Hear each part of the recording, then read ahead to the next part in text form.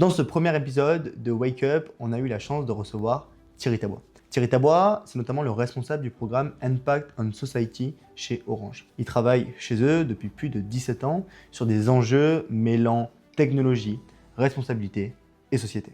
Orange, pas besoin de les présenter, un groupe de télécommunications et de services numériques en Europe, qui est notamment au cœur des infrastructures qui font tourner la société, réseaux, données, services, digitaux, cybersécurité, cloud ou encore innovation. Un groupe qui est composé d'environ 120 000 collaborateurs avec un peu moins de 70 000 actuellement en France. Thierry a donc pu nous donner une idée très concrète de l'ampleur des enjeux humains dès qu'une technologie comme l'IA transforme massivement l'organisation et les métiers. Pour cet épisode, nous avons tenté de rester le plus pragmatique et concret possible. Il y avait notamment Marine Dufaux avec nous, qui est chef de projet au sein de l'IoT Valley et qui accompagne au quotidien des PME et des ETI dans leur transformation digitale et notamment leur intégration de l'IA. Il y avait aussi Baptiste Wizorek, mon associé au sein de Stratia, qui a pu aussi apporter cette dimension technique. Ce qui était aussi intéressant, c'est comparer ce qui se fait au sein des PME et des ETI et au sein des grands comptes comme Orange. Dans cette discussion, nous avons tourné autour de 4 différents sujets.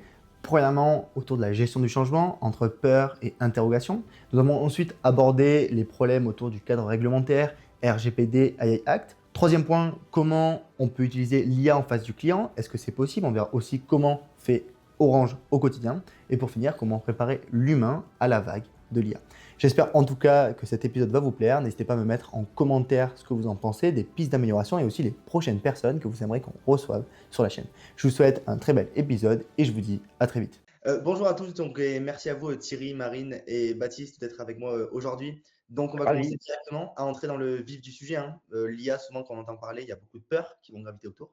Et donc Thierry, la première question que j'aurais pour toi, c'est pour toi, quelles sont aujourd'hui les peurs réelles qui sont liées à l'IA et sont-elles en quelque sorte justifiées ou alors pas du tout? Alors, à la fois, l'IA permet vraiment de résoudre tout un tas d'éléments factuels et concrets.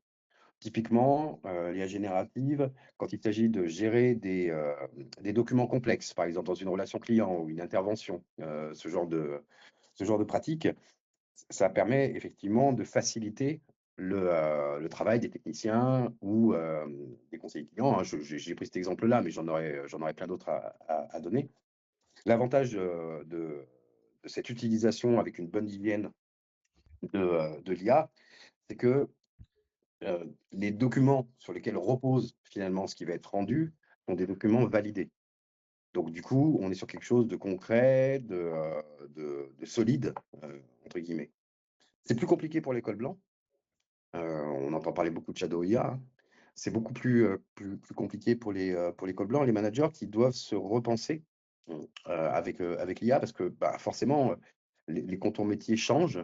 Il y a même des métiers qui ont tendance à disparaître pour être remplacés par d'autres, hein, donc si on veut être sur une logique augmentée, on se doit de mettre l'humain au-dessus de l'IA. Moi, je dis toujours: «Chevaucher la bête». Et aujourd'hui, un des risques qui a été d'ailleurs noté par des études, hein, alors je ne sais plus si c'est Stanford ou Yale, mais on voit que plus on utilise l'IA sans garde-fou, sans maîtrise, sans éléments, contigus, à la fois en termes d'acculturation, en termes de formation métier, en termes de mise en place de réseaux collaboratifs parce que ça avance très, très vite et que, bah, les critères changent, hein. Vous voyez, avant on parlait de prompt engineering pour, ChatGPT, maintenant on parle de conversationnel. Donc, les choses évoluent très vite et donc, le gros risque, c'est, enfin les 2 gros risques, c'est, pour l'école blanc, hein. Les 2 gros risques, c'est, ce qu'on appelle la dette cognitive. C'est-à-dire que plus on utilise l'IA sans vérifier, moins on se souvient de ce qu'on a fait.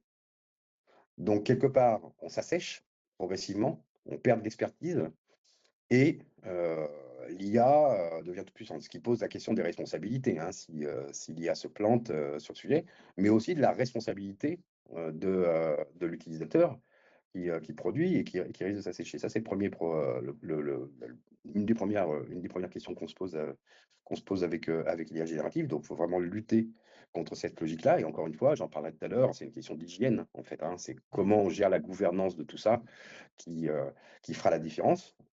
Hem, un autre point que nous, on voit venir, c'est ce qu'on appelle la surcharge mentale. Je vais vous donner un exemple, mais peut-être que vous vouliez en parler après. Mais Je vais prendre un exemple très concret et caricatural. Si. Si vous mettez un avatar en relation client, d'accord? Pour ce qu'on appelle des problématiques de niveau 1, hein, des choses assez simples à résoudre.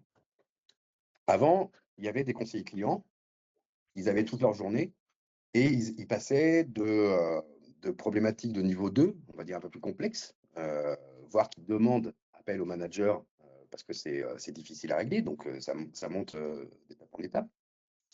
Mais c'était une surcharge mentale, parce que c'est difficile. En plus, on a des gens qui sont pas toujours contents, qui ont été sur des SVI pendant 1 heure avant de toucher un conseiller client, un vrai humain. Donc ils arrivent pas contents, ils sont énervés, enfin bon.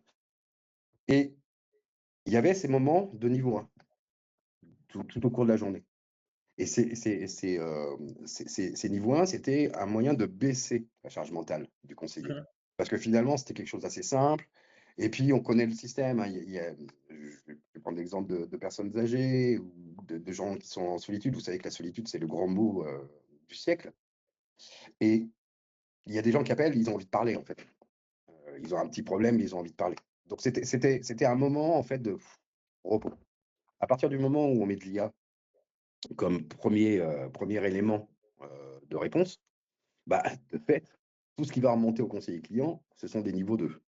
Oui. Donc en fait, ils vont avoir la journée complète en surcharge mentale. Donc le triptyque, heu, qui est pensé par pas mal de boîtes, qui est de dire: «Je mets de l'IA, j'augmente la productivité, ça m'améliore mes marges, je gagne, la productivité me fait gagner en EBITDA», hein, pour faire Oui. court. En fait, ça marche pas dans la durée. Ça peut marcher à court terme, mais ça marche pas dans la durée parce que vous allez vous retrouver avec des conseillers clients qui, sont en burn-out, font des arrêts maladie, voilà, ils trouvent pas de sens dans ce qu'ils font, ils ont pas forcément d'évolution de carrière, qui est bien assise. Donc ça, c'est le pan, on va dire, négatif de l'implémentation de l'IA dans l'entreprise. Après, on passera Ouais, aux critères légaux. par Mais rapport à ça, par oui, rapport à ça, c'était intéressant ce que tu disais. Tu parlais d'augmentation de la productivité. Est-ce qu'en réalité, c'est pas juste une augmentation de la production, mais pas forcément de la productivité? C'est-à-dire qu'avant, peut-être qu'on pouvait faire un mail en 10 minutes. Maintenant, tu peux faire 10 mails en 10 minutes. Sauf que tout le monde peut mmh, faire 10 mails en 10 minutes. Donc, au final, est-ce qu'on ne se retrouve pas avec une surcharge d'informations où tu as des présentations qui sont faites dans tous les sens? Au final, peut-être que la majorité des présentations ne sont même plus lues. Est-ce que tu as aussi cette mmh, logique d'ultra production qui au final te fait pas augmenter la productivité tant que ça, tant que c'est pas bien cadré, qu'il n'y a pas vraiment une vraie gouvernance, une vraie logique de se dire, c'est sur ça qu'on travaille. Comment ça aussi, tu peux le gérer? Parce que je sais que c'est aussi une peur de beaucoup de dirigeants à qui on échange de se dire, l'IA, oui, moi je veux bien la mettre en place, mais si moi, de manière concrète, ça apporte rien à mes équipes, ça perd en sens en fait plus qu'autre chose. Donc comment aussi cette peur-là, tu peux la gérer? Même Marine, je pense que tu auras aussi un avis assez clair sur ça. Comment cette peur, tu peux la gérer? Comment tu peux te dire demain, non, si on met de l'IA en place, on sait exactement sur quel pendant on va la mettre et c'est pas juste mettre de l'IA pour mettre de l'IA, quoi, au final. bah, on est super d'accord. Aujourd'hui, il y a 80 des projets, qui plantent. Ouais, Donc c'est un vrai projet de gouvernance. Alors ça a peut-être baissé, hein. Moi, j'ai les chiffres de fin d'année dernière, hein, donc entre-temps, ça a peut-être bougé. Mais grosso modo, effectivement, l'IA générative a été lancée sans forcément grande réflexion métier, sans, sans logique d'acculturation. Qu'est-ce qu'il y a moi, je tiens beaucoup à cette logique d'acculturation parce que l'acculturation, c'est pas apprendre à coder, c'est pas savoir créer de l'IA, c'est apprendre à décoder. C'est-à-dire que comment ça fonctionne, qu'est-ce qu'il y a sous le capot, comment on peut créer de la transparence, comment on peut l'éthique, on peut faire toutes les politiques d'éthique affichées. Derrière, ça doit se concrétiser par des faits. Et donc, ça, c'est vraiment un point qui est un point essentiel. Et on en reviendra sur les questions de réglementation, même si le Digital Omnibus, là, qui est en train d'arriver, est en train d'un peu détricoter les actes qui avaient été proposés, avec des retards, avec des débords de responsabilité, etc. Mais grosso modo, tout vient effectivement dès le début, dès la conception et dès les pilotes, par le fait de mettre ensemble l'ensemble des parties prenantes, dont les IRP, voilà, dans le projet, de manière à ce qu'on puisse caler ce qui est vraiment important dans leur processus métier, de manière à ce qu'effectivement, il y ait un gain de temps qui soit évident. Encore une fois, hein, je parle d'IA générative, hein, parce que tout ce qui est deep learning, etc., il y a plein de choses qui existent qui marchent très très bien, l'optimisation des réseaux, des cellules, des antennes. Donc typiquement, il y a plein de choses très très bien pour économiser du carbone en plus, donc il y a un côté RSE sur le sujet, même si l'IA, on sait que c'est consommateur d'énergie. Ça, mais donc je suis vraiment d'accord avec ce que tu dis, hein. Il y a une manière de le prendre, heu, pour l'implémentation, en particulier quand on est sur des IA dites à haut risque, hein, dont les ressources humaines, hein, par exemple, hein, parce que les ressources humaines, ça peut impacter plein de choses, hein.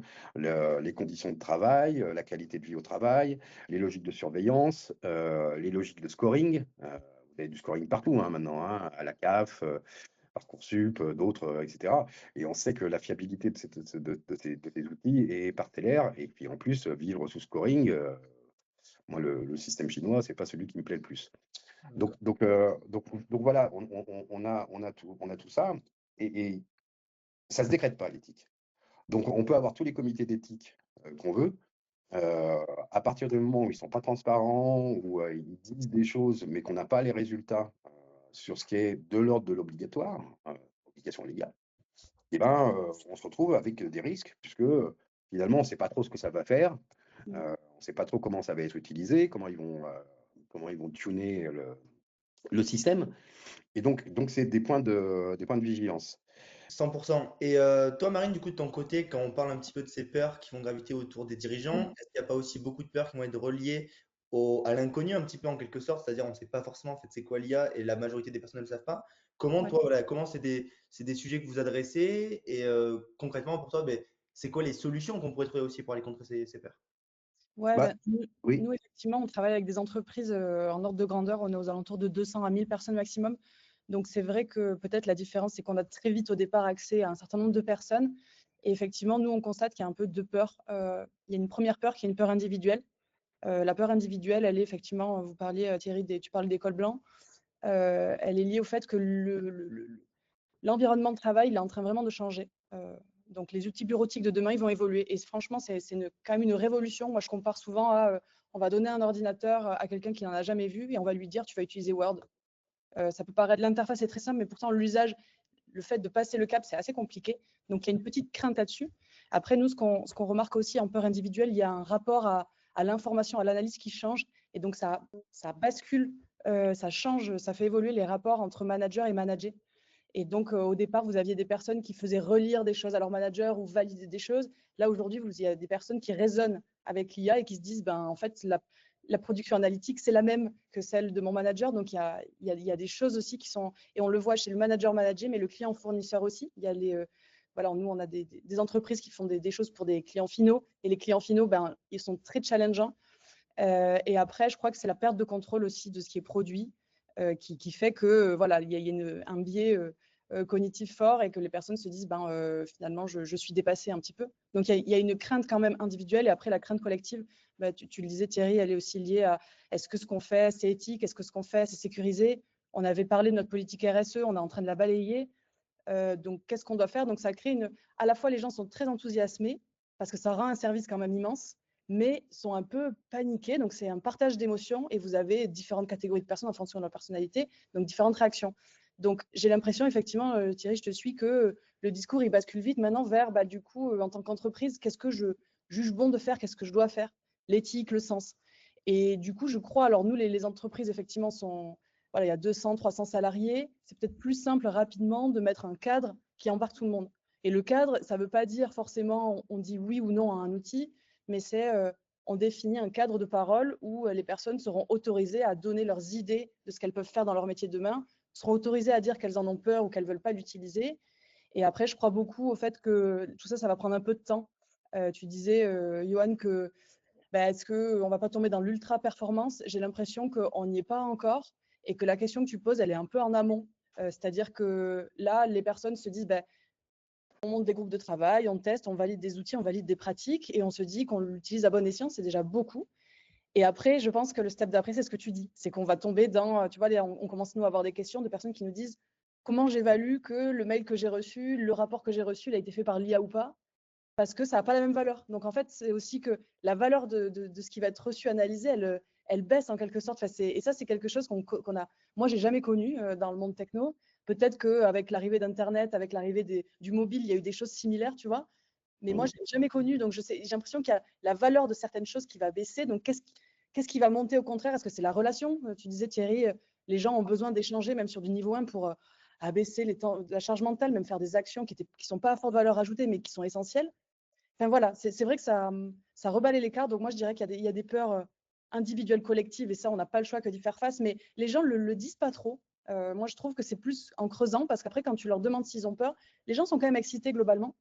Mais après, du coup, ça remet entre les mains des dirigeants beaucoup de choses, beaucoup de responsabilités, de se dire, bah, dans mon entreprise, pourquoi je veux utiliser l'IA.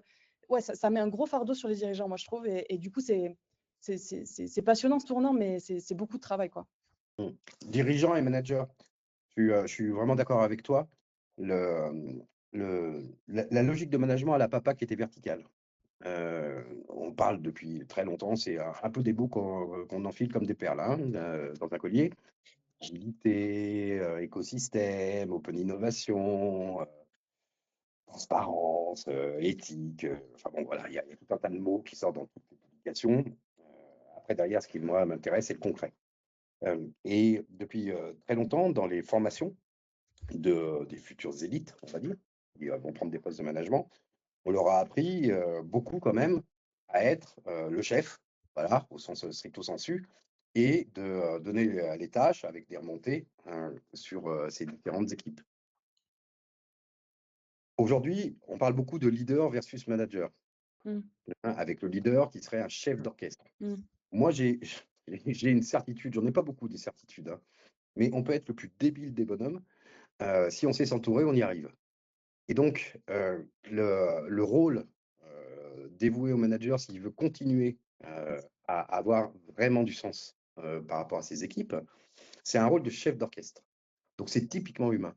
C'est-à-dire, c'est accepter, c'est cette histoire de bac à sable que vous donnez. On a le droit d'être libre dans un contexte donné, et j'appelle ça le bac à sable, hein, c'est les 4 points cardinaux, et puis à l'intérieur, on est libre. Et donc, il y a tout un changement de culture à avoir dans les entreprises pour que les managers aient conscience que leur rôle principal, c'est de permettre à chacun, de manière individuelle et dans le collectif, bien entendu, d'améliorer sa capacité, sa connaissance, son niveau d'évocation, etc., dans les différents domaines qui le concernent. Le manager, bien sûr, il doit être au courant on va dire, de la couche superficielle de ses équipes, de manière à les comprendre et discuter avec elles. Mais tu vois, il y a un changement de paradigme là. Alors, on en parle depuis très longtemps, hein. Moi, je vois passer, je ne sais pas combien d'articles sur LinkedIn par jour sur le sujet. Maintenant, il faut que ça s'incarne. Deuxième point, là où je suis aussi d'accord avec toi, c'est que tu parles de PME, hein, jusqu'à 1000. C'est un peu les grands oubliés de l'histoire aujourd'hui de l'IA. C'est-à-dire que les grands groupes, forcément, ils ont les équipes Ouais. pour mettre en place, des choses un petit peu, on va dire, structurées, propres, alors que les PME, TPE sont un peu laissées toutes seules, en fait, face à tout ça. Encore une fois, hein, acculturation, formation, réseau d'entraide. Et c'est d'ailleurs pour ça qu'au sein d'Impact AI, on a décidé, en réflexion avec ce qui avait été fait avec les cafés IA de Gilles Babinet, de lancer les cafés IA responsables. Ok. Donc, je ne sais pas si vous connaissez Impact AI, mais c'est 70-80 grands groupes qui travaillent depuis, moi je faisais partie des fondateurs, qui travaillent depuis, on a l'âge de raison, quoi, 7 ans. Et donc, c'était avant l'IA générative hein, qu'on a lancé ça, avec l'idée de travailler sur l'IA dite de confiance. Donc, en fait, on touche à l'éthique. Hein. Ok. Et donc, on a commencé à travailler sur des logiques de jeux de cartes, etc. Alors, on n'est pas dans la fresque, hein, mais des logiques de jeux de cartes de manière à ce que les points durs, on va dire les pain points de l'IA dans le cadre de son implémentation, soient bien réfléchis et qu'ils aient ça en tête, en fait, que les salariés. Et on s'est engagé à former, on va dire plutôt acculturer que former, hein, parce qu'on n'est pas sur du deep dive Oui. au sens programmatique, mais de l'ordre de 1 million de salariés sur l'année 2026. Parce qu'il nous semble que c'est vraiment quelque chose d'important et que parfois on rate le coche. Peut-être un dernier point à ajouter dans les peurs, mais qui sont des peurs réelles. C'est pas juste des peurs, c'est en train de se passer. Alors, c'est pareil, les études sont contradictoires. Hein, entre Stanford, le MIT et Yale, on n'a pas les mêmes résultats. Donc, c'est des questions de méthodologie. Mais les deux premiers, MIT et Stanford, ont noté aux États-Unis qu'il y avait beaucoup moins d'embauches de jeunes. Pourquoi? Parce que finalement, les responsables de boîte préfèrent renforcer l'expertise de ceux qui sont déjà là, via l'IA, plutôt que d'embaucher des jeunes sortis d'école. Donc ça, c'est un vrai souci. C'est un vrai souci parce que le taux d'embauche des jeunes baisse. Donc ça, c'est aussi une vraie question, une vraie peur. Et puis après, il ne faut pas se leurrer, hein. On a beau dire, ça va être des évolutions de contours métiers, de culture, enfin tout ce que tu disais, hein, Marine, hein, c'est carrément un switch culturel dans l'entreprise, hein, si elle veut être durable. Donc ça, c'est un point super important. Mais pour autant, il nous faut vraiment aider tout l'écosystème à remonter de manière à ce que tout le monde soit au même niveau. Ouais. Moi, j'avais une grosse réunion hier sur un outil qui va peut-être être implémenté. Il n'y avait pas de détails. C'était pour des gens d'intervention technique. Il n'y avait pas de détails sur l'outil, qu'est-ce qu'il allait faire exactement. Je ne vais pas aller dans le détail parce que c'est confidentiel. Bien sûr. Mais du coup, pour les techniciens, ils étaient vent debout en disant on a des outils qui déjà font le taf, et là, on nous fout un nouvel outil et qu'il va falloir apprendre, gérer. Donc, ça va nous faire du boulot en plus. Et si c'est pour optimiser les interventions, même si je suis loin de chez moi, parce que voilà, j'ai dû intervenir loin, mais on me repère ce qu'il y a au-dessus, c'est de la surcharge de travail, c'est toujours pareil. Donc d'un côté, surcharge de travail, donc quelque part, avec le risque qu'il y ait moins de gens pour faire, alors qu'il faudrait garder le temps de travail pour en faire autre chose. Oui. Ensuite, on a des contours métiers qui évoluent de manière drastique.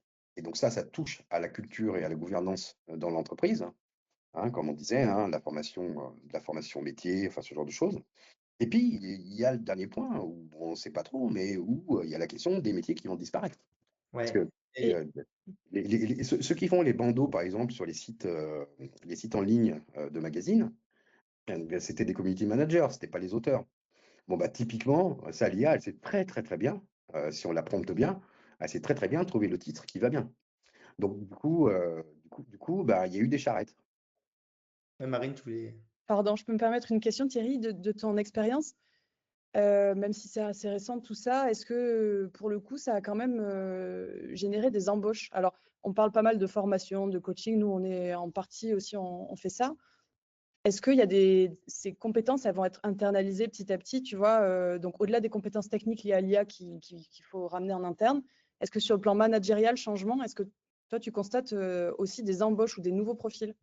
Je vois plutôt des évolutions de profil. Ok. Je vois plutôt des évolutions de profil. On n'est pas dans un cadre économique où on embauche à mort. Oui. Donc, on est plutôt dans une logique un peu différente. Et donc l'idée, c'est plutôt de faire monter en compétences D'accord. des ambassadeurs Ok. qui vont être en soutien, en support et participer d'ailleurs. Donc, ce sera toujours des doubles casquettes, quoi. Tu vois pas des rôles purs Pour l'instant, d'animation IA dans l'entreprise, par exemple. pour l'instant, j'ai pas de manière unitaire. J'ai pas vu, j'ai plein de gens qui travaillent sur l'IA. Ça c'est, là, il y en a des milliers, etc.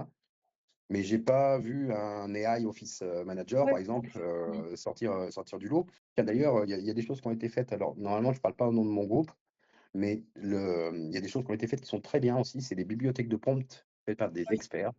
Auprès d'Orange, tu parles?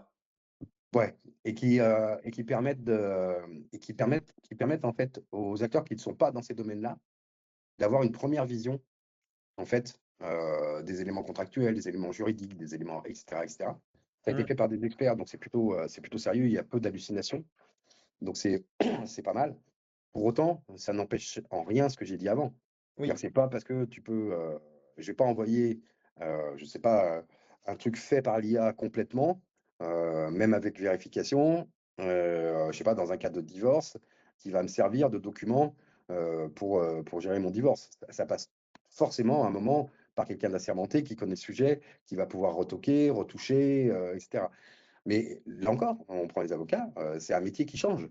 Il faut qu'ils aient encore plus de valeur ajoutée de manière Oui. à conserver, parce qu'ils vont avoir moins de temps, puisque des documents déjà pré-remplis vont leur arriver, ils vont avoir moins de temps, et donc derrière, c'est du revenu, c'est du, etc. Donc ça veut dire que Moi, vraiment, tout l'écosystème est touché. C'est un point hyper intéressant par rapport à ça qui est notamment sorti par pas mal de scientifiques américains, c'est qu'ils parlent de l'élasticité du travail. C'est-à-dire se Mm. poser la question, est-ce que demain, si on a 100 fois plus de comptables, est-ce qu'on aura 100 fois plus de travail pour eux? Et la réponse, elle n'est pas forcément évidente. Que si on se dit demain, est-ce qu'on a 100 fois plus d'ingénieurs? Oui, on va 100 fois plus créer. Si on a 100 fois plus d'entrepreneurs, on va 100 fois plus créer aussi. Donc c'est ça aussi qui est intéressant, cette logique d'élasticité. Et pour revenir du coup, c'est ce que tu disais par rapport au remplacement de certains jobs. Et Baptiste, je pense que tu peux nous dire deux, trois mots sur la partie dev quand même, parce que le développeur a été un des premiers impactés. On voit que les juniors, il y a de moins en moins de demandes pour avoir ce type de profil. Donc, comment toi aussi, techniquement, tu vois la chose et pourquoi le dev a été impacté aussi rapidement? Parce que c'est quand même le job numéro un qui a été remplacé. En partie, bien sûr, les grands développeurs sont encore plus puissants qu'avant même. Donc, comment tu l'expliques et comment tu vois un petit peu même le futur autour du dev? Ouais. Autour du dev, ouais. Pour moi, il y a un peu une différence avec la taille de l'entreprise, à savoir que je trouve on accepte plus facilement un changement de vision, un changement de responsabilité sur des petites structures que sur des Mm. grosses. Et à l'inverse, les grosses structures, plutôt en Amérique du Nord, des fois, de mettre en place des nouvelles directions où là, justement, on a une création d'emplois pur et dur, et ailleurs, ça vient couper certaines fonctionnalités qui sont remplacées par des nouveaux logiciels, des nouveaux features sur un produit pour venir accompagner ça. C'était pour un peu rebondir sur ce qui a été fait, ce qui a été dit avant. Et sinon, ouais, l'évolution du je ne pensais pas qu'il allait avoir autant de réticence à ce niveau-là. Et après, c'est vrai que je trouve on se heurte à aux premières limites du Gen AI qui sont l'hallucination. Et c'est encore plus impactant parce qu'une erreur de texte, c'est un peu comme dans le légal. Il suffit que la syntaxe ou l'élément, ça a beaucoup plus d'impact, ça compile pas, ça remplit pas la fonction. Et à un moment donné, la justesse de la production, c'est quand même essentiel, surtout en programmation, comme ça peut l'être dans le légal et des domaines un petit peu pointus dans la médecine ou autre. Et je trouve à la fois, dépendamment de l'environnement, les personnes acceptent un peu ce changement de rôle-là, ce leadership-là, parce que peut-être la génération, parce que peut-être le domaine de l'entreprise, la vision de l'entreprise, c'est normal d'évoluer, c'est normal d'avoir un poste de lead et de l'embrasser puis de l'incarner. Et des fois, si ça, c'est pas forcément établi, c'est pas forcément pensé, ou il n'y a pas de directive, en fait, les personnes ont aucun intérêt à évoluer là-dedans. Et on a tous facilement des excuses ou des arguments pour se dire, OK, en fait, c'est pas assez stable, on n'y va pas pour l'instant, on fait pas ça chez nous. Mm. Et ça, ce comportement-là peut très bien être dans les petites boîtes comme dans les plus grosses. Ouais, Pour- pour- complètement. pour- si, Ouais. si je peux me permettre de rebondir, il y a quand même quelques écoles d'ingénieurs en France, je ne les citerai pas, c'est pareil, mais qui ont changé en fait leur module de formation pour les devs. C'est-à-dire que si tu prends Python par exemple, euh, la première année, ou en tout cas le premier semestre, je ne sais pas, ça dépend des écoles, ils apprennent à faire Des fonctions, ouais, ouais. je sais plus comment ça s'appelle, les cases Python, entre guillemets, de base. Euh, et ensuite, ils apprennent ChatGPT. Et donc, derrière, pour faire des briques de base, pour faire des briques de base, Python. Mais ça leur permet d'aller plus loin, en fait, dans la conception. Ça leur permet d'aller plus vite, plus loin, et d'aller sur des choses plus complexes. Donc quelque part, là, on a quelque chose de l'ordre du cercle vertueux, puisqu'ils sortent de l'école, ils ont un niveau qui est un niveau supérieur à celui qu'ils avaient avant. Donc, il y a quand même cette logique-là. Après, effectivement, des développeurs, bah, c'est peut-être plus forcément la ligne directrice vers laquelle aller. Il y a d'autres domaines. Parce Ouais, mais qu'effectivement, de plus justement, en plus, est-ce est-ce que tu penses que justement sur la partie développeur, certes, peut-être qu'ils ont plus de qualifications, mais maintenant tu vois des outils comme Claude Code, comme ces outils-là, qui te permettent de coder à une vitesse qui est quand même folle. Même Baptiste, c'est un des premiers à me le dire, mais on devrait sûrement recruter beaucoup plus si on n'avait pas accès à tous ces outils-là aussi dans la partie code. Donc, c'est quand même, il va aussi une offre et une demande qui va être différente autour du développement. Donc, est-ce que aussi, c'est pas mettre en difficulté mais plus les devs en fait que par rapport à avant, le fait de se dire on monte en compétences, mais maintenant l'attente auprès du marché elle est hyper haute. C'est-à-dire qu'un CTO maintenant, il peut avoir 3 4 lead dev, après avoir une vingtaine de devs, alors peut-être avant il devait être une centaine, 200, 300, puisque les lignes de code peuvent s'écrire toutes seules. Donc comment aussi réussir à réguler ça? Peut-être maintenant aussi du coup en même temps on peut passer à la deuxième partie, mais comment on peut réglementer à la fois cette innovation? Est-ce que déjà elle se réglemente ou pas du tout? Parce qu'on peut dire, si on la réglemente en France ou en Europe, on perd de la compétitivité par rapport aux US, par rapport à la Chine, ce qui est peut-être une réalité. Et de l'autre côté aussi, comment on peut réussir à faire tout ça dans un cadre qui est beaucoup plus éthique? On parle de RGPD, on parle de AI Act. Donc voilà, toi Thierry, c'est quoi un petit peu ta vision par rapport à ça? Comment on peut réussir en fait à réglementer concrètement l'IA? Les Actes a essayé de faire la juste balance entre réglementation et innovation. C'était la base de la réflexion. Alors, effectivement, la partie réglementaire a pris le dessus, hein, un peu sur la partie innovation. Et donc, c'est un peu bloquant dans un système géopolitique international où, où on est attaqué. Alors, après, on a plein d'assets, entre guillemets, sur lesquels on pourrait jouer. Par exemple, les infrastructures, que ce soit les câbliers, les stations de base satellites, etc., etc. En Europe, on est costaud. Donc, il y a une réflexion à avoir là-dessus. Bon, c'était un petit insert. Ensuite, l'ACT, pour faire court, hein, il définissait 4 types d'IA. Donc les IA interdites, hein, reconnaissance faciale de masse, même si ça a été utilisé pendant les Jeux Olympiques, et généralement quand une techno elle est mise en place, c'est rare qu'elle ressorte, sauf si elle est disruptée, donc on verra bien. Ensuite, il y a les IA dites à haut risque, qui ont été notées, donc qui demandent, elles, toute une procédure de suivi. Hein, on peut pas les mettre comme ça, même au niveau du pilote. Puis après, il y a les petits jeux avec de l'IA, enfin ce genre de choses où il faut juste le noter, il n'y a pas de rapport de compliance à faire, etc. Mais si on reprend à la fois, parce qu'il n'y a pas, encore une fois, il n'y a pas que les actes, hein.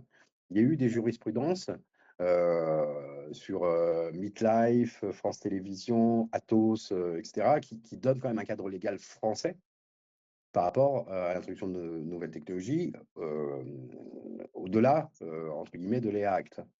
Et comme je vous ai dit, l'EA Act, il est un peu remis en question et détricoté par la future Omnibus, Digital Omnibus, sur le sujet. Mais en gros, quand on parle d'IA à haut risque, les RH en font partie. Donc, tout ce qui impacte la vie du travailleur, entre guillemets, est considéré comme une IA à haut risque. On a vu quelques-uns des éléments de biais ou des problématiques d'assèchement de la culture et de la capacité de réflexion que peut engendrer l'IA si on n'y prête pas attention, qui est un vrai sujet, hein, qui est un vrai sujet quand tu vois que l'IA générative se souvient en fait du contexte de ta discussion, mais du contexte global de ce que tu as écrit et te connaît de plus en plus. Moi, si je fais qu'est-ce que tu peux me dire sur Thierry Tabois? Est-ce que tu connais Thierry Tabois? Il me sort un truc incroyable qui s'appuie en fait sur l'ensemble de mes requêtes. Par exemple, j'ai un livre en préparation, il le sait. Internet ne le sait pas, hein, mais il le sait. Et il me dit d'ailleurs, Thierry, dans la continuité de, etc., est en train d'écrire tel livre avec tel titre, etc., etc. Donc tout ça, c'est à maîtriser parce que c'est des vraies questions. C'est pareil, 80% des données sur lesquelles s'appuient nos recherches en France sur l'IA, 80%, elles viennent des États-Unis. C'est du soft power, parce que les États-Unis ont une façon d'envisager le commerce qui n'est pas du tout la nôtre, et quelque part, de manière insidieuse, on fait rentrer le mode de pensée américain, entre guillemets, hein, anglo-saxon américain, progressivement dans le mindset de ceux qui travaillent là-dessus, parce qu'ils utilisent ChatGPT ou Gemini ou d'autres, Claude, etc. Et de Ensuite, il y a manière effectivement... Hein. Ouais, de manière très concrète, moi j'aimerais bien savoir qu'est-ce qui est mis en place dans les grands groupes, tu vois. Quand on Bah, je parle te de le dis. gouvernance, quand on parle de Ouais, données, ouais. est-ce que concrètement il y a des choses, et ce serait aussi intéressant de comparer avec toi, Marine, peut-être sur des plus petites entreprises, mais comment concrètement elles aussi, elles comprennent ces enjeux, parce que s'ils font en fait les enjeux AI Act, RGPD, en fait c'est très loin aussi pour eux d'une certaine mesure, donc ce serait intéressant de comparer. Donc toi, Thierry, concrètement, Ouais, qu'est-ce qui est alors mis en place dans les grands moi groupes j'ai quand on parlé parle des de grands groupes hein, gouvernance? parce que les actes Bien sûr, ne donnent pas bien sûr. les mêmes directives selon qu'on est un groupe de plus de 5000 personnes et Oui, une TPE-PME. Les TPE-PME, elles sont heureusement préservées pour l'instant. Mais bon, je vais te la faire courte, hein, je pourrais, oui, j'imagine. etc. Donc, euh, tu as des précisions sur le cadre légal et jurisprudentiel. C'est-à-dire qu'il faut systématiquement, en fait, une direction qui utilise la notion de projet important, par exemple, pour déclencher l'accompagnement d'une IA générative, euh, le droit positif, il va plus loin. Hein. Donc on ne peut pas juste faire ça, hein, entre guillemets. Donc, il y a la logique d'information-consultation systématique. Alors, je ne sais pas si vous savez ce que c'est, hein, mais dans les organes de représentation syndicale, il y a ce qu'on appelle les CSE, et au-dessus de ça, il y a le Ok. CSEC. C'est là qu'on peut demander ce qu'on appelle une infoconsulte. Un projet est proposé, on dit OK, on veut en savoir plus. Qu'est-ce qu'il y a dans le projet? Et on demande une infoconsulte et l'infoconsulte nous est rendue. Alors, l'infoconsulte, elle n'est pas toujours de qualité, hein, mais en tout cas, c'est une obligation, hein. C'est l'article L 2312-8 du Code de travail. Et donc là, concrètement, Donc, en fait, tu et vas consulter des équipes qui vont te dire, eux, qu'est-ce qu'ils en des pensent. VRP, des représentants du personnel, Et est-ce hein, que qui ces sont recrutés. personnes-là sont peut-être formées ou sont des fois même pas du tout formées à l'IA au final? Et donc, bah, en fait, ça peut perdre un petit peu en sens entre la réalité et la théorie, on va dire, de la loi derrière. C'est à ça que je sers. Ok, C'est-à-dire que c'est moi qui leur donne beaucoup d'éléments ok, concrets sur lesquels s'asseoir pour de manière à être efficace. ok. C'est-à-dire que c'est toujours pareil. Si tu es dans la subjectivité, il n'y aura rien comme retour, hein. Si tu es sur des articles de loi de manière très factuelle, bah là, forcément, ça oblige quand même l'entreprise à se réfléchir si elle n'est pas partie dans le bon sens. Ok. L'idée étant de ne pas arrêter les projets, parce que les projets peuvent être très bien. L'idée étant de les faire comme il se doit. Encore une fois, tout est question d'acceptabilité derrière. Donc, comme tu disais, Marine, dans les grands groupes, c'est plus compliqué que dans les petites boîtes qui ont l'agilité. Mm. Alors que dans les grands groupes, l'agilité, c'est un mot, hein, c'est pas un fait. Donc, information, consultation systématique, encadrement des phases pilotes. Donc, dès la phase pilote, c'est-à-dire avant même qu'on déploie, il faut un encadrement. Donc, l'accord doit intégrer le principe dégagé par la jurisprudence MetLife de Nanterre 2025. MetLife, c'est METLIFE. Une phase pilote ou expérimentale constitue une première mise en œuvre effective. Elle ne peut être lancée avant la clôture complète de la procédure d'information-consultation du CSE. Un déploiement à titre d'essai, ouais, des apostrophes, hein, bien sûr, ne permet pas de contourner cette exigence. Ensuite, il y a le droit automatique à l'expertise.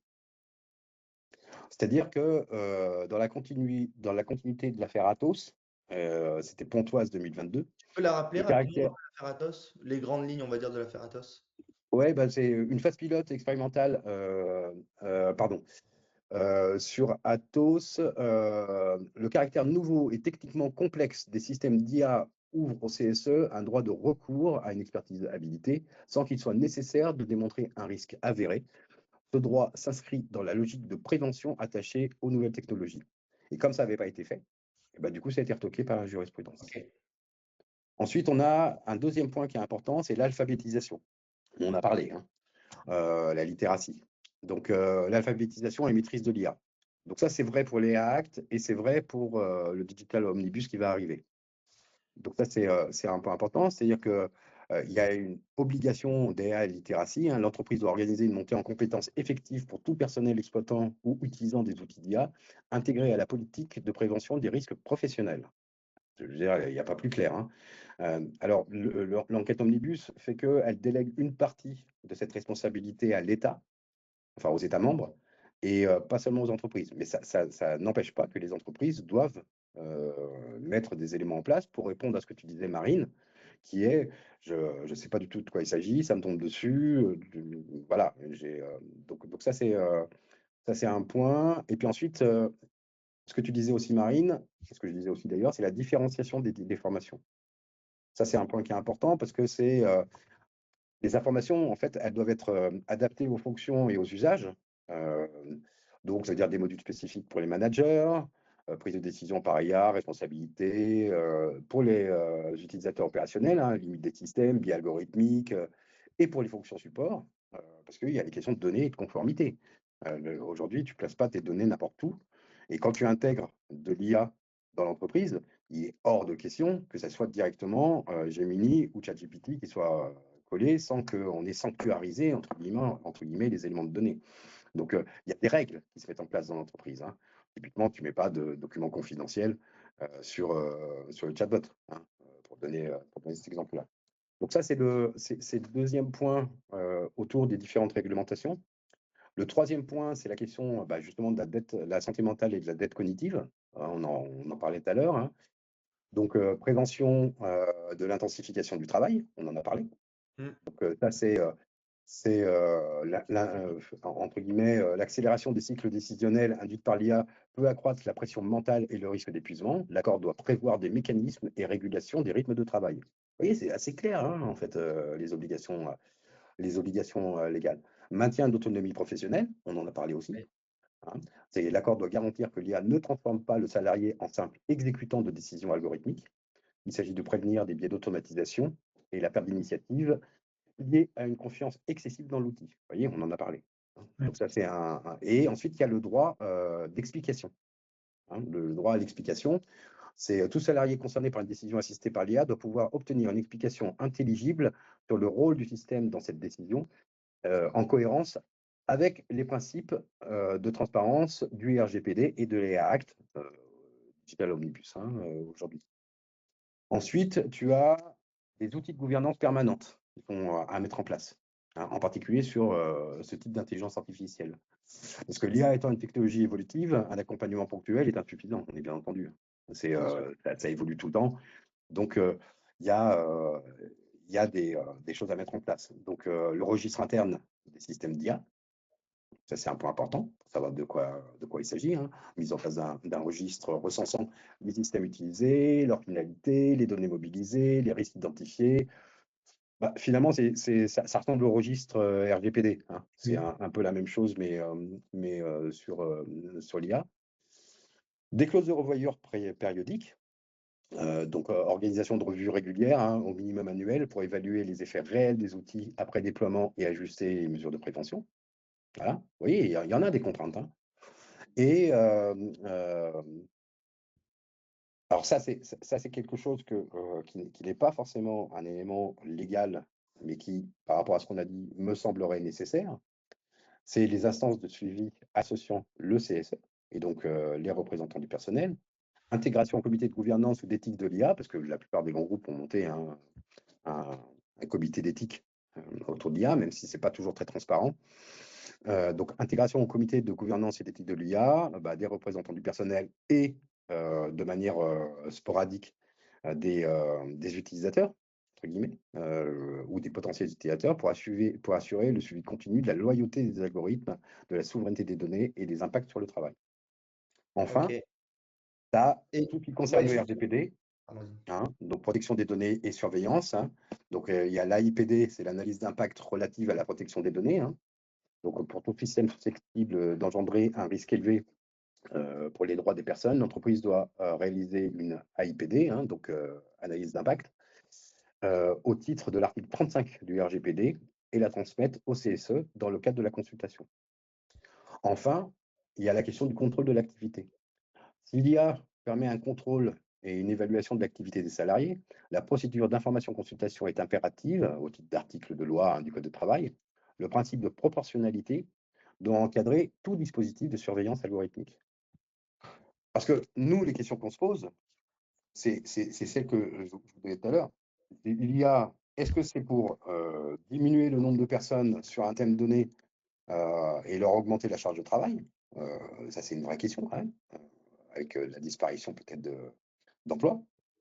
Le deuxième point, c'est la mise en place d'outils qui peuvent paraître sympas, mais qui ne sont pas bien protégés par la RGPD en termes de data. Or, on a des data confidentielles, et donc faire très attention. Hein. Je vous rappelle le Patriot Act américain qui fait qu'ils peuvent aller choper les données qu'ils veulent sur leur serveur, même en extraterritorialité. Donc, il y a cette question-là. Il y a la question qui est, comme on l'a dit, hein, de perte de contrôle. Je ne maîtrise plus la bête et je sors n'importe quoi. On l'a vu, hein, nous, chez nous, hein, des trucs qui sortaient, c'était n'importe quoi. D'ailleurs, en petit insert, fin d'année dernière, ChatGPT était passé de 30% d'hallucination à 40%. Au sens où il y a de plus en plus de shadow IA. Moi, je le vois sur LinkedIn, hein, des gens qui se disent experts et qui postent des trucs. Moi, j'ai les 10 mots-clés de chaque IA générative. Ça se voit tout de suite. Hein, ça se voit tout de suite. Il y en a même pour oublier d'enlever les émoticônes. Hein. Il y a eu un cas avec Polytechnique récemment sur un rapport de Polytechnique où il y avait encore les émoticônes.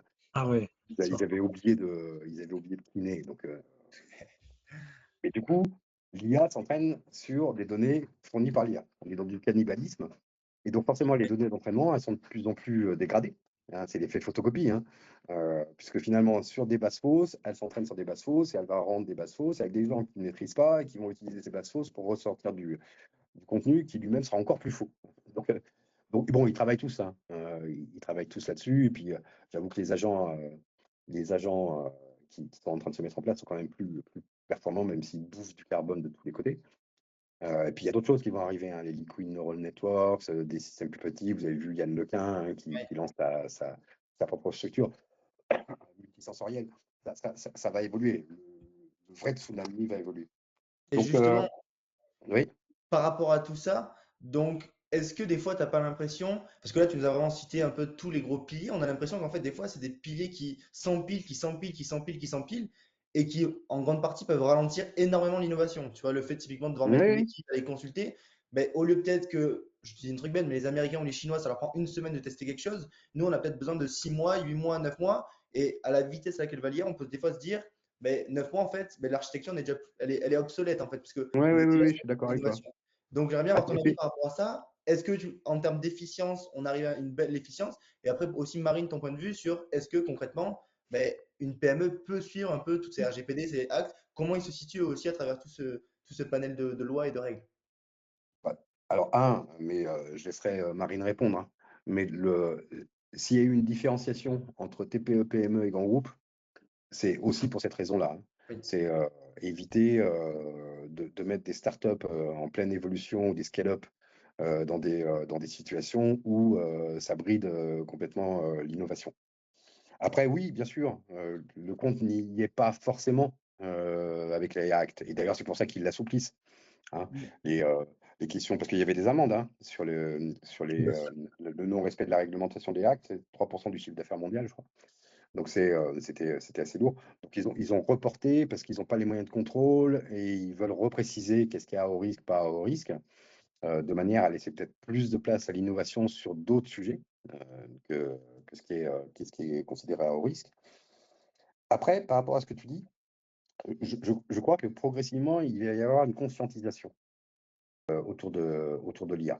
On va sortir du syndrome c'est de la magie pour aller, en particulier dans le monde du travail, pour aller vers des choses où on comprend que c'est de la probabilité, que c'est pas magique, que chaque IA a son système empathique. D'ailleurs, j'ai vu que il y a, je crois que c'était avant-hier, il y a quelqu'un qui a posté, il en a parlé, il a posté un truc en disant, dis-moi de manière un peu,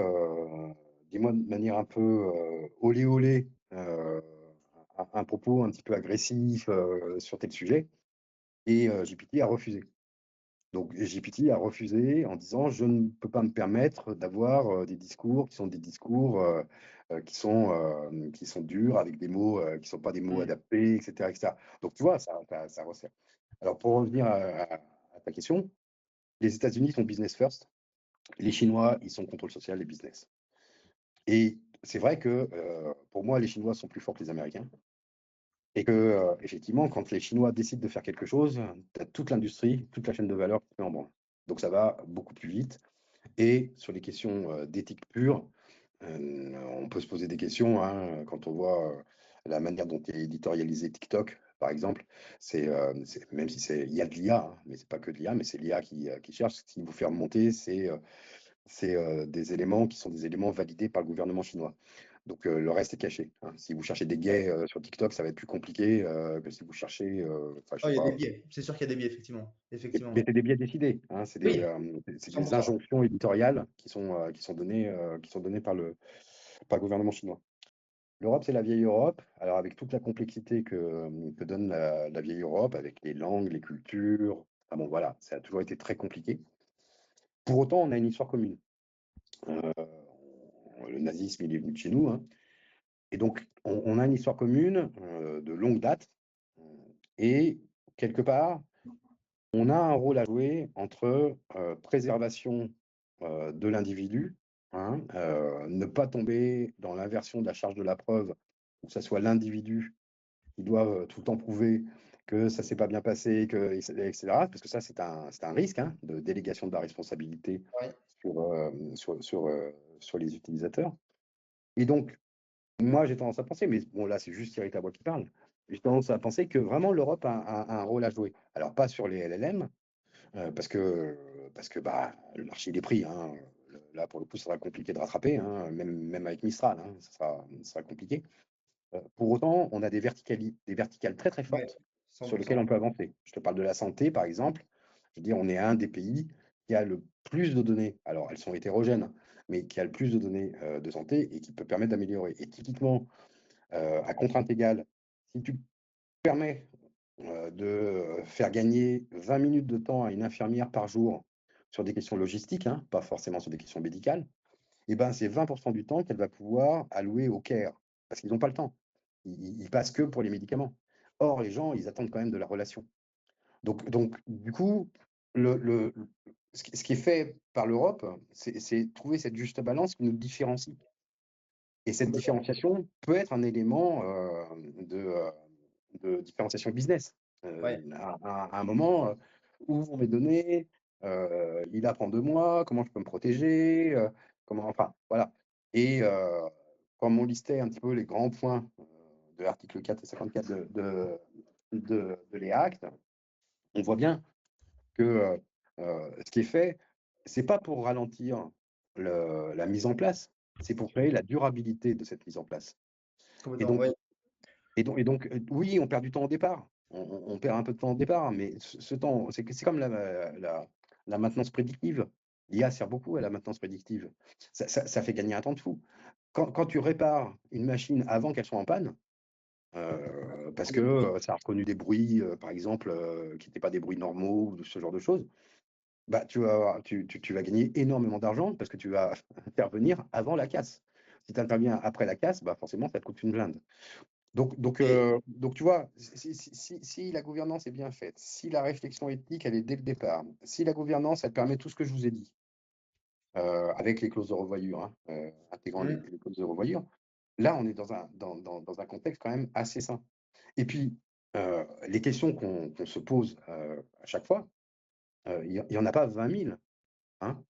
C'est comment le salarié peut monter sur le cheval et tenir les rênes et améliorer la qualité de son travail, sa vitesse d'exécution et, encore une fois, c'est une question d'hygiène, le temps de formation, le sens, etc. etc.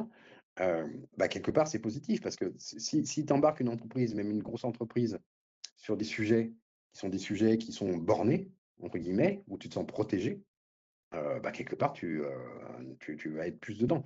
Donc, oui, ça fait perdre du temps au début. Oui, c'était certainement trop lourd, tel que rédigé. Donc, il va falloir voir ce que donne le Digital Omnibus. Après, Mais on voit que même d'un point de vue assez international, quand l'Europe fait bloc, on est capable d'aussi faire bouger des Meta, faire bouger des Google, qui même eux viennent sur le sol français ou le sol européen et se disent, ben, on est obligé de se conformer puisque l'Europe reste un des marchés quand même les plus riches, plus de 500 millions de personnes, mais bah, c'est ça. ultra riches. Donc, on a quand même aussi, je pense, ouais, comme tu disais, une vraie force. Mais moi, maintenant, ma question, ça va plus être revenir sur du terre à terre. Marine, concrètement, Ouais. quand on parle d'RGPD, quand on parle d'AI Act, qu'est-ce qui se passe au sein des PME? Est-ce que c'est des sujets déjà auxquels ils sont peut-être sensibilisés? Ou alors, ils sont sur des réalités qui sont peut-être tout autres et donc peut-être pas forcément très proches de ces sujets. Ouais. Bah, ils y sont sensibilisés parce qu'ils utilisent d'autres outils digitaux qui sont soumis, tu vois. Et donc, effectivement, à chaque fois, on se dit qui est la DPO, qui est la responsable juridique à qui il faut parler. Mais en fait, je trouve que ça manque d'un cadre pour ces entreprises-là, franchement. C'est-à-dire, parfois même, ça les bloque. Et il y a des DSI qui disent moi, je ne démarre pas un projet IA parce que je ne sais pas exactement ce qui va être sûr, pas sûr. Ou alors, quand ça bloque pas, il y a de l'innovation, mais ça va être sur des sujets peut-être qui ne sont pas les plus stratégiques, tu vois.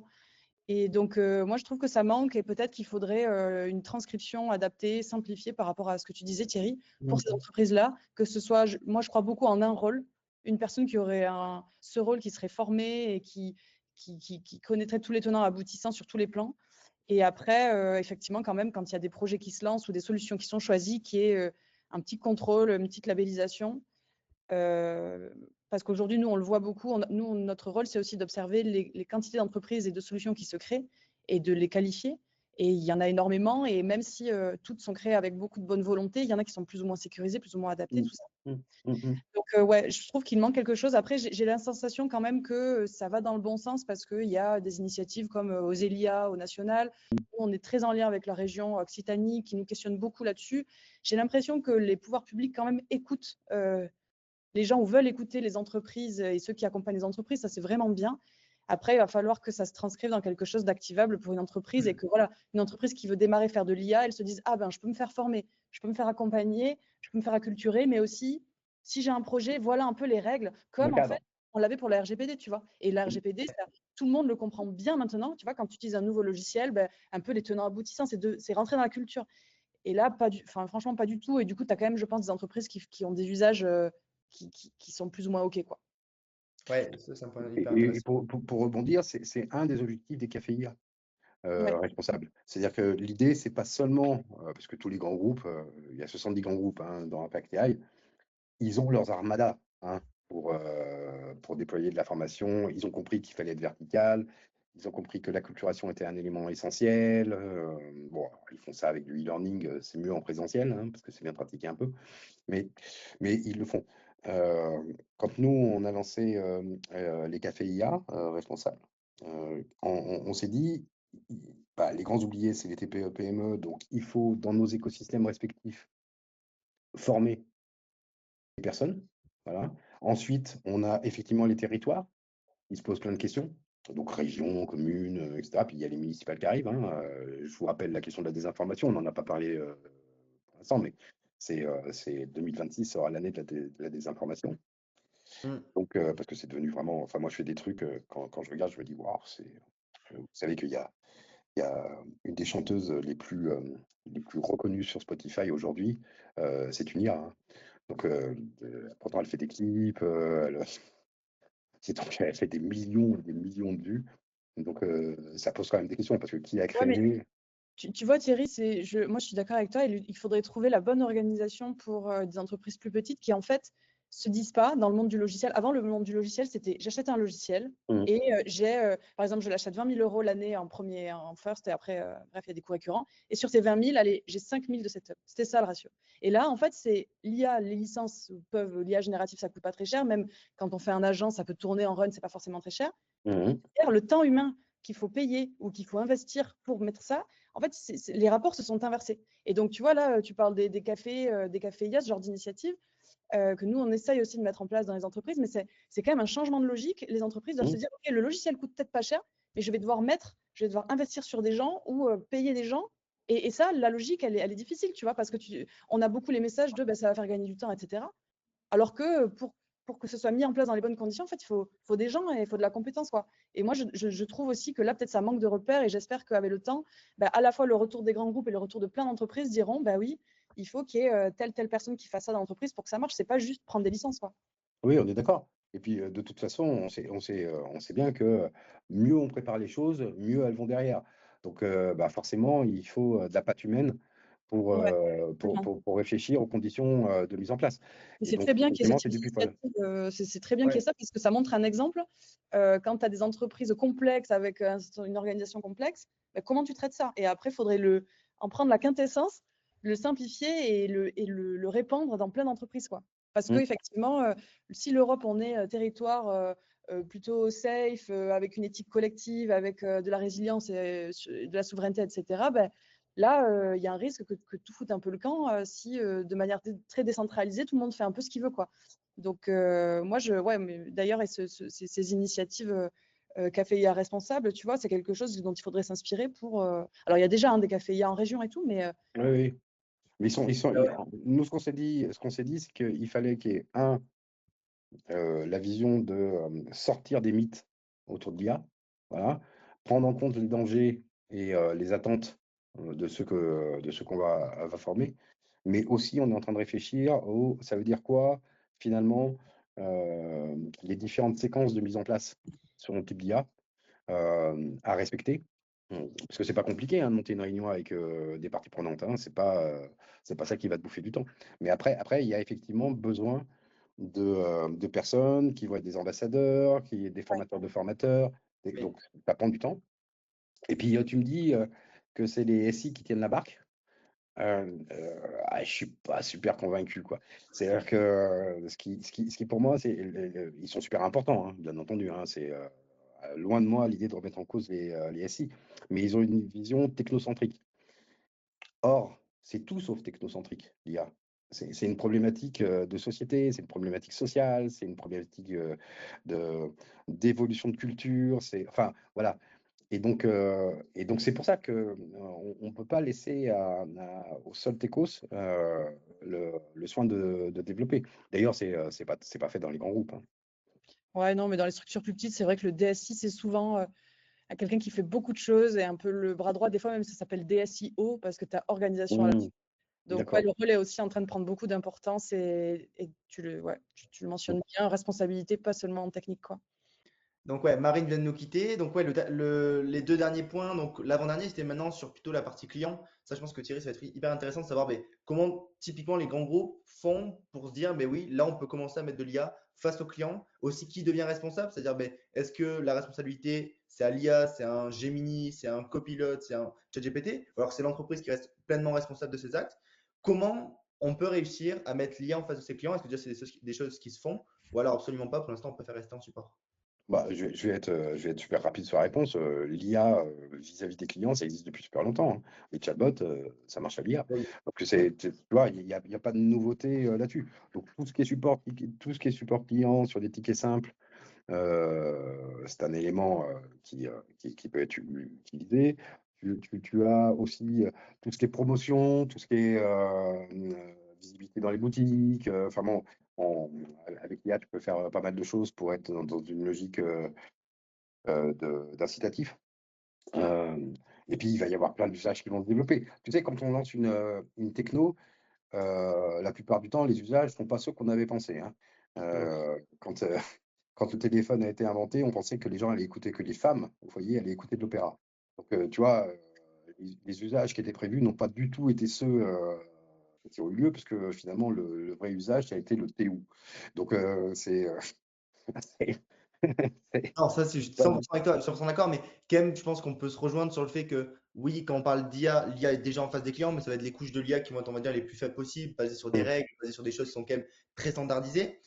À partir de quand on va pouvoir commencer à mettre peut-être de l'IA en y intégrant des modèles, peut-être en y ajoutant du coup plus de risques, hein. Il y a des hallucinations, à des fausses certitudes, à des erreurs plausibles. À partir de quand on va pouvoir se dire, mais là on passe le pas? Est-ce que tu as peut-être déjà des exemples de grands groupes qui existent? Peut-être Baptiste, techniquement, tu pourrais juste rajouter la petite dose pour expliquer un peu ces différents niveaux d'IA de manière un peu plus concrète. Mais voilà, est-ce que pour toi, il y a déjà des boîtes qui ont commencé à passer le pas ou alors on reste sur les étages assez standards? Bah, moi, ce que je vois pour l'instant, surtout, hein, à part ce qui existe déjà, hein, tu as de l'IA partout, hein, donc Oui. c'est pas une IA affirmée, mais elle intègre les processus, hein, processus client, processus. Bon. Ce que je vois, c'est beaucoup plus quand même, dans un premier temps, on a dépensé énormément d'argent pour intégrer des LLM, même sanctuarisés, hein, de manière à ne pas perdre de données. Les boîtes, elles ont énormément investi là-dedans. Donc, ça coûte cher. Donc, il faut rentabiliser quand même Mm. ce truc-là. Aujourd'hui, on n'y est pas. Donc, tout l'effort aujourd'hui qui est fait, à mon sens, hein, il est fait auprès des salariés et auprès des processus métiers, Ok. dans un premier temps. C'est la priorité. C'est la priorité de manière à ce que les gains soient effectifs, ce qui est pas le cas. Alors, bon, moi, ce qui me pose question, c'est que ça a tellement investi dans les LLM que tout ce qui arrive derrière, il n'y a plus d'argent pour investir. Donc ça, c'est un vrai problème. On parle de bulle financière sur l'IA. Moi, je pense que c'est plus une bulle industrielle. Mais voilà. Il y a tout ce Ouais. travail-là qui est le gros travail de prime abord, euh, à repenser, enfin, en tout cas, à affirmer et dans le respect des critères qui ont été définis par la loi. Donc voilà. Donc, c'est déjà pas mal. Former les salariés sur les éléments métiers et voir ce qu'on fait du temps gagné, enfin, etc., etc., etc.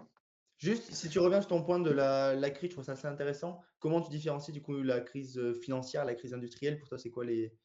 Ben, l'effet de bulle financière, Ouais. c'est du surinvestissement Oui. capitalistique sur des nouvelles technologies. On connaît la courbe de Gartner, ça se casse la gueule, etc., etc. Bulle industrielle, c'est quand, pour moi en tout cas, énormément d'industries ont investi dans des choses qui ne répondent pas aux exigences. Et là, tu as un vrai problème. Tu as un vrai problème qui n'est pas forcément capitalistique, mais qui a un vrai problème en termes de coût-efficacité sur le sujet. Et si ça ne s'améliore pas sur les critères de résultat sur l'IA, bah, tu as un risque. Hein. Tu as un risque parce que des boîtes ont investi, elles ne s'y retrouvent pas. Voilà. Et donc là, tu peux avoir effectivement un effet de bord. L'IA en tant que telle, faut pas se leurrer. Hein. Elle est là et elle restera. Donc c'est pas la fin de l'IA, entre guillemets. Et c'est même pas la fin du hype enfin, c'est même pas une question de hype de l'IA. C'est que maintenant, on a quand même des use cases qui sont des use cases très concrets qui fonctionnent. Hein. Dès qu'on est sur de l'optimisation de réseau, dès qu'on est sur de l'optimisation de machines, dès qu'on est. Enfin, là, pour le coup, l'IA, elle est d'une utilité remarquable. Donc voilà. Donc c'est ça un petit peu pour moi la différence entre les deux. Baptiste, ouais, juste revenir rapidement sur peut-être les différents niveaux de l'IA, genre juste pour l'expliquer de manière assez simple. Peut-être je reviendrai un petit peu, comme disait Thierry, de l'IA, je pense qu'il y en a il y en a déjà affronté avec les clients. Là, on parle juste de l'IA générative, mais avant ça, il y a beaucoup de modèles d'optimisation, d'IA discriminative, où au final, on arrive vraiment à expliquer les décisions, on arrive à contrôler vraiment les comportements sur des éléments, des tâches simples. Et ça, il y avait assez peu de soucis à le mettre face aux clients, versus là, l'incertitude qu'il y a sur de la manipulation de texte, de réponses, des failles au début de sécurité. Je pense aussi beaucoup aux failles de sécurité et au fait d'avoir du user input. Ça expose beaucoup les systèmes et ça vient vraiment les rendre vulnérables. Donc ça, c'est un des points qui, pour moi, en fait, pourrait freiner vraiment l'exposition de l'IA en général auprès des clients. C'est un peu les types de modèles. Après, l'évolution normale voudrait que, dépendamment de la technologie qu'on a et qu'on délivre, il y aura des éléments d'autonomie un petit peu. Là, on va vers des agents. Les LLM vont être combinés à la compréhension de documents, à de la dictée vocale, à de la recherche dans les bases de l'entreprise. Et à la fois, on arrive, je pense, à un petit peu contrôler ces choses-là et à fournir de l'autonomie aux personnes. Donc, moi, je vois ça plutôt qui converge vers quelque chose. Je trouve que les LLM, par définition, sont peut-être pas l'architecture finale qu'on va avoir sur des choses fiables, sur des modèles de langage fiables. Mais par contre, la logique un petit peu agent, où on vient vraiment un peu contrôler un peu ce qu'on fait, les degrés de liberté, je pense que c'est un moyen d'y arriver, peut-être pas le moyen final. Là, on parle beaucoup aussi des world models de Yann Lequin, qui essaye d'un petit peu résumer au niveau de la compréhension du monde, compréhension aussi des règles, des choses à faire, à ne pas faire, qui par définition, on pourrait créer un modèle qui soit basé là-dessus plutôt que de résumer du texte et ainsi de suite, des images ou autres. Donc, en plus, les modèles dont tu parles, là, les nouveaux modèles, hein, que ce soit les Liquid Neural Networks ou ce que fait Yann, ouais. c'est des modèles qui sont plus petits et moins consommateurs. Ouais, complètement. Jusqu'à 10 fois, je crois, moins consommateurs. Les agents, je suis d'accord avec toi, c'est l'étape, là, elle est nécessaire pour fiabiliser, entre guillemets. Et j'aime bien ton terme, parce que je pense que c'est le terme clé, là, qui est sorti de notre discussion, c'est autonomie. Voilà, j'ai un cadre d'action et on me laisse l'autonomie en ayant eu les formations nécessaires, le support nécessaire, me permettant de réaliser mes tâches, d'augmenter ma compétence et ma capacité, d'ailleurs double compétence, hein, compétence métier et compétence d'usage. Et donc, là, si ça s'est réuni, entre guillemets, et ben, on crée de la question d'autonomisation, de l'autonomisation. Et donc je trouve que c'est le mot-clé, c'est comment faire en sorte que les salariés gagnent en qualité de vie au travail, tout en ayant une logique de confiance et donc d'être autonome, entre guillemets, dans leur travail, tout en ayant les garde-fous nécessaires de manière à avoir du contact quand ils sont en doute, et donc avouer aussi que de temps en temps, ils font du shadow IA. Moi, ça me fait marrer parce que quand on fait des enquêtes, là, on va en lancer une, on va voir ce que ça donne, mais les gens, ils vont pas te dire qu'ils font du shadow IA. Tu vois. Donc, c'est un vrai souci parce que c'est pas dit. C'est comme celui qui gagne sur une semaine grâce à une bonne maîtrise de l'IA, il gagne 3 jours sur 5 en rapidité, ça arrive, hein, moi je gagne énormément de temps, il va pas forcément le dire. Parce que si, s'il le dit, on va lui en rajouter. Mais ça, c'est Donc, un vieux problème. Les managers aussi, des fois, il y en avait qui travaillaient un peu moins parce que toutes les équipes en dessous géraient les problèmes. Enfin, c'est juste une posture de se dire, OK, c'est ça. on n'est plus la personne qui réalise en tant que telle, on vient avoir un niveau une responsabilité au-dessus où il y a C'est des ça. agents qui peuvent. Intéressant. Donc, chef d'orchestre, autonomie, c'est les Voilà. deux éléments Ouais, qui, ouais. pour moi, résument bien notre échange. Mm. Ben, hyper intéressant. Donc, juste pour du coup clôturer cette troisième partie, toi, Thierry, ton point, c'est vraiment de dire on a vu qu'il y a eu plein d'investissements. Au début, tu as mentionné notamment les 80% des projets IA ratés. Peut-être qu'au final, en fait, ce dégonflement d'une bulle, on voit même des OpenAI qui, financièrement, ça commence à être compliqué. Ils commencent à essayer de trouver des portes de sortie un peu partout. Ils essayent même d'aller chercher le gouvernement américain pour avoir un petit filet de sécurité. Donc, ça en dit beaucoup sur la confiance. On a vu en plus, il y a un pléthore de vidéos sur des schémas un peu circulaires entre du Nvidia, du Oracle et du OpenAI où tout tourne un peu en boucle. Donc, pour toi, une bulle, il y a quelque chose qui va se passer, mais ça peut être aussi une excellente opportunité d'en fait se reposer en tant que chef d'entreprise, en tant qu'entreprise, se dire mais concrètement où j'ai des besoins, où j'ai des problématiques et partir des problématiques pour ensuite potentiellement intégrer de l'IA plutôt que de se dire à tout prix l'IA c'est un peu le buzzword, je dois l'utiliser. Donc vraiment partir de la chaîne de base. Donc maintenant juste un peu la dernière partie un peu en module de conclusion, c'est plutôt maintenant comment on prépare l'humain à l'aveugle de l'IA. Donc pour toi concrètement, comment accompagner les collaborateurs face à ces transformations. Là, je pense que dans la plupart des auditeurs, c'est beaucoup des chefs d'entreprise. Donc, c'est aussi leur expliquer par quelle étape concrète on peut passer, si on reste vraiment full concret, comment on peut accompagner ses collaborateurs dans cette transformation. Très bonne question. Encore une fois, je vais ressortir le triptyque, hein. Ça commence par la culturation. Ok. Comme on dit avec Dominique Cardon, faut arrêter d'apprendre à coder, il faut apprendre à décoder. Donc c'est vraiment le point essentiel parce que si tu sais pas comment fonctionne l'IA, que tu sais pas que c'est probabiliste, que tu sais pas qu'il y a des éléments d'erreur parce que c'est fait pour te répondre, que tu sais pas que tu as des black box, hein, parce que l'IA générative fonctionne sur des black box. Enfin bon, si tu n'as pas tous ces éléments-là de compréhension, bah déjà, tu es mal parti pour la suite. Ensuite, il y a la deuxième étape qui, pour moi, se sépare un peu en deux. La première, c'est les bases du prompt, la connaissance de l'environnement dans l'entreprise où ils peuvent aller chercher des bibliothèques de prompt, etc., des use cases. Un premier travail un peu, on va dire, pas forcément lié au métier, hein. Pour moi, c'est un point important parce qu'il faut avoir quand même une maîtrise du faire. Voilà, une maîtrise Oui. du faire. Et une fois qu'on a ça, là, pour le coup, une vraie formation métier. Et quand je dis une vraie formation métier, enfin, réflexion de où on peut rentrer l'IA dans le métier, comment faire, qui, etc., etc. Pour moi, c'est un élément essentiel parce que c'est la seule condition pour que ça marche. Et ensuite, ce que je te disais, c'est comme ça va très, très, très, très, très vite, le point est que ça ne suffit pas. Parce que tu ne vas pas reformer tous les 6 mois, tu imagines le coût que ça aurait, et puis ce n'est pas un e-learning de 20 minutes qui va te faire comprendre comment ça a évolué.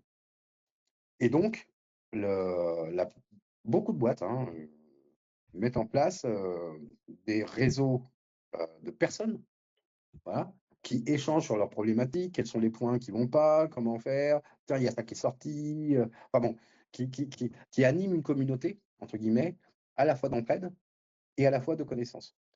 Et pour moi, c'est les trois points du triangle magique, entre guillemets. Et puis ensuite, il y a une hygiène. Il y a une hygiène.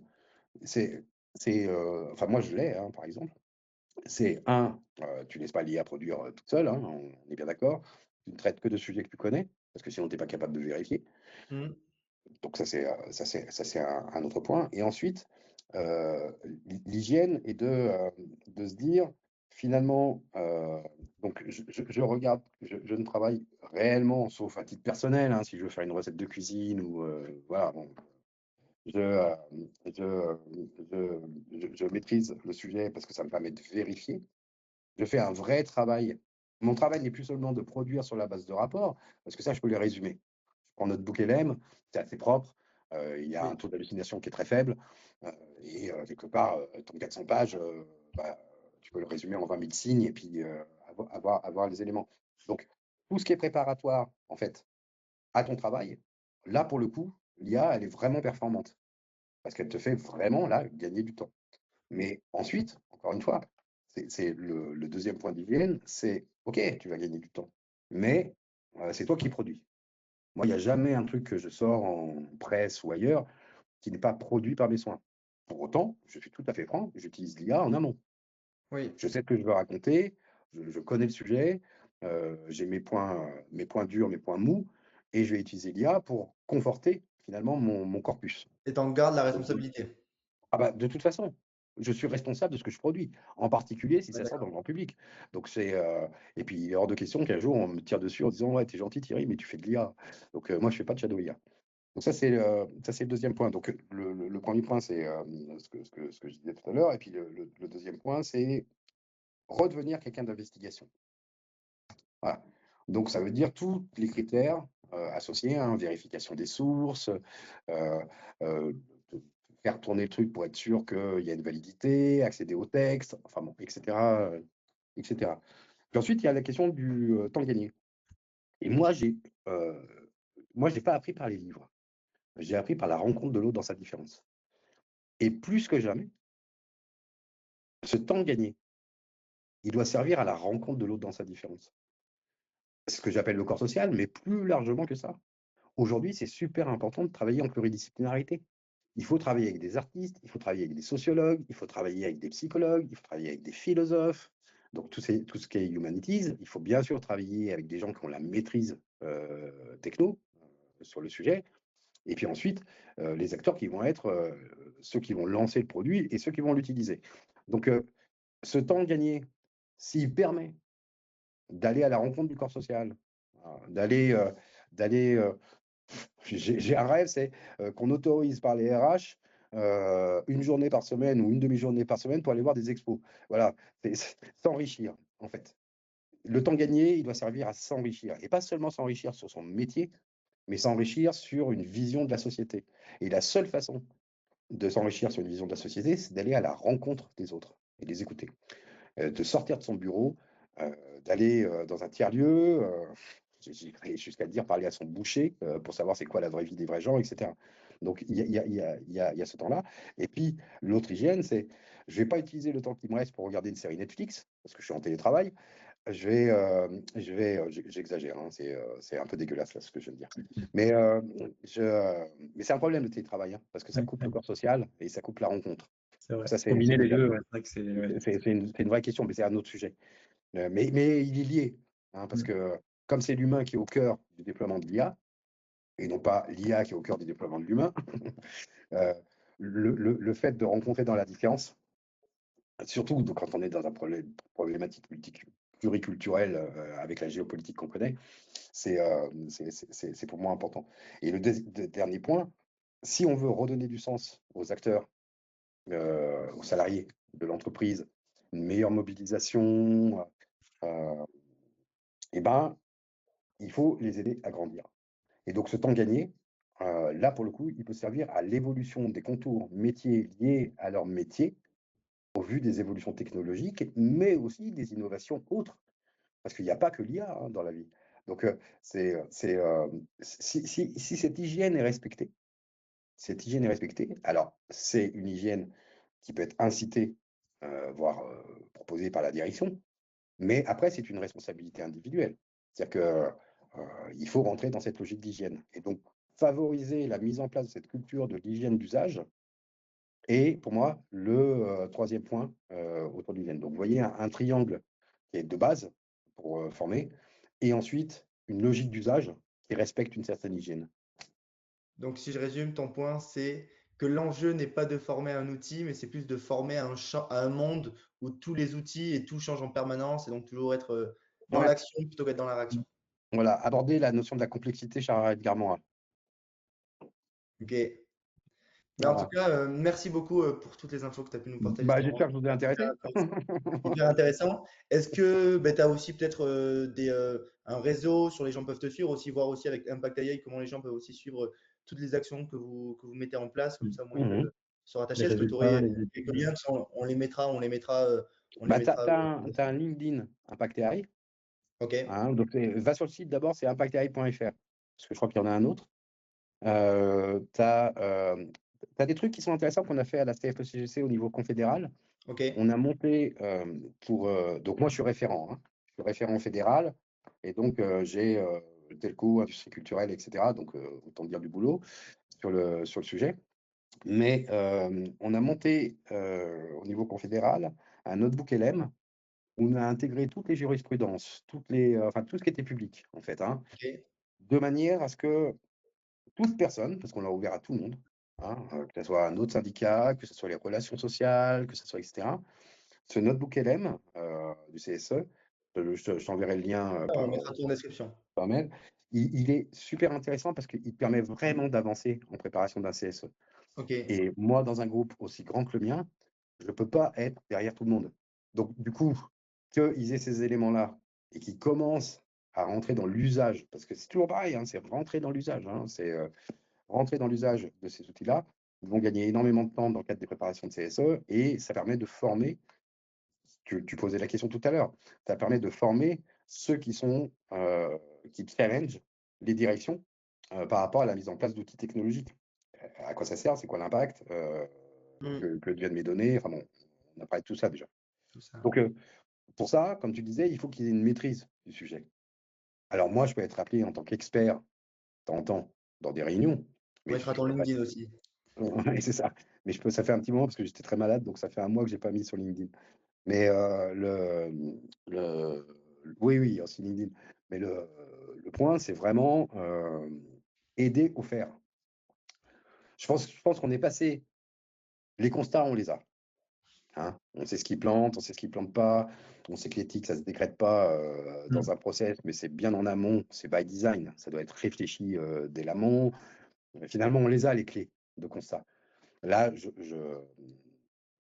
pense sérieusement que on est rentré dans l'action, qu'il faut continuer, poursuivre, tester dans un cadre qui soit un cadre respectueux avec les parties prenantes, de manière à déployer. Et là où je te rejoins, Baptiste, c'est que ça va basculer vers les agents. Ça va basculer vers les agents, parce que de toute façon, ils s'appuient sur les LLM. Hein. C'était deux directions de l'IA séparées qui sont regroupées. Donc, quelque part, on n'est pas en. Les investissements LLM sont pas grévés par la mise en place des agents. Donc, quelque part, c'est une continuité logique. On n'est pas dans une rupture. Hein. Donc, donc je pense que ça va faire bouger. Donc, je pense que 2028, ça va être vraiment, le point de bascule, quoi, entre guillemets. Ouais, L'usage, 100%. de l'usage. Bah, plein d'opportunités en tout cas. Et merci beaucoup pour toute la valeur que tu as apportée. Si tu as une petite dernière phrase de fin que tu veux partager à tout le monde, ou voilà un petit motto qui t'a aussi peut-être animé au quotidien par rapport à l'intelligence artificielle, n'hésite pas à nous le donner, on pourra clôturer sur ça. Bah, simplement, c'est l'humain qui doit chevaucher la bête IA. Et donc, il faut faire attention à ce que ça soit de manière cognitive, que ça soit de manière pratique, que ça soit dans la vie de l'entreprise.